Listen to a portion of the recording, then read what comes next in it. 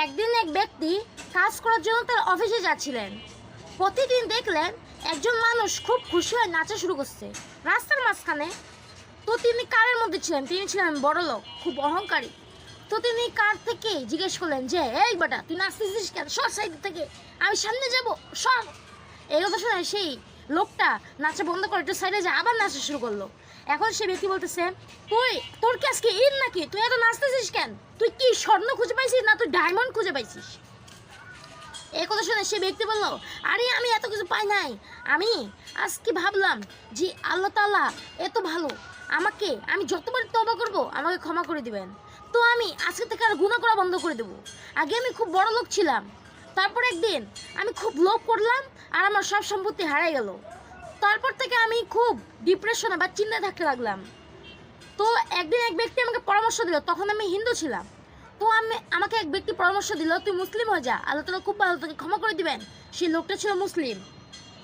তো আমিও তার কথা শুনে মুসলিম হয়ে গেলাম। আর মুসলিম হওয়ার পরে আমি সুখ পাইতে মানে আগের মতোই।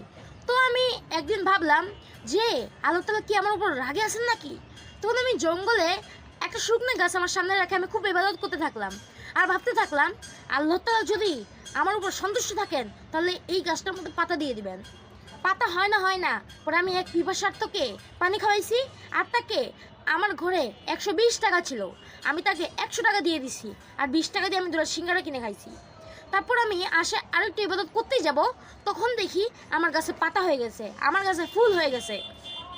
তো আমি সেই খুশিতে নাচতেছি। তখন সেই ব্যক্তি বলল, হাই রে, আমিও তো অনেক গুনাহ করছি। তখন সেই ব্যক্তিকে বলল, আমিও তো অনেক গুনাহ করছি, চল আমি ইবাদত করব। তখন সেই ব্যক্তি বলল, চলেন। এই কথা শুনে সে ব্যক্তি নামতেই যাবে, তখন দেখলো তার পায়ে দামি জুতা। তখন বললো, না আমি নামতে পারবো না, তুই যা। তার মধ্যে আবার অহংকার চলে আসলো। তারপর সে পরের দিন আবার ভাবলো আমি ইবাদত করব। সে মসজিদে যাবে, তখন তার মানে আবার অহংকার করলো, আমি কেন যাব, আমার এত টাকা পয়সা, আমি যাব না। পরে সে ব্যক্তি অহংকার করতে থাকলো। এরকম করে তার অফিসের যে কাজটা ছিল সে কাজটা হারাই গেল। সে ভাবলো আজকে সে তওবা করবে, আজকে সে নামাজ পড়বে। সে মসজিদে যাচ্ছে, হঠাৎ তার অ্যাক্সিডেন্ট হয়ে গেল। তারপর অ্যাক্সিডেন্ট হওয়ার পরে সে যখন মারা যাওয়ার মতো অবস্থা, তখন সে যখন মারা যাচ্ছে মানে সে একটু পরে মারা যাবে, তখন একজন ব্যক্তি আসে তাকে হসপিটালে নিয়ে যেতে চাইলো, কিন্তু সে যাইতে পারলো না, রাস্তার মধ্যেই সে মারা গেল। পরে সে দেখলো যে কয়েকজন ফেরেশতা মানে দুজন ফেরেশতা কথাবার্তা বলতেছে। খারাপ ফেরেশতা মানে ডান কাদের ফেরেশতা আর বাম কাদের ফেরেশতা। ডান কাদের ফেরেশতা বলতেছে এগুলো নেকি করে নাই। বাম কাদের ফেরেশতা বলতেছে, আরে একে আমি জাহান্নামে নিয়ে যাব, একে আমি জাহান্নামে নিয়ে যাচ্ছি।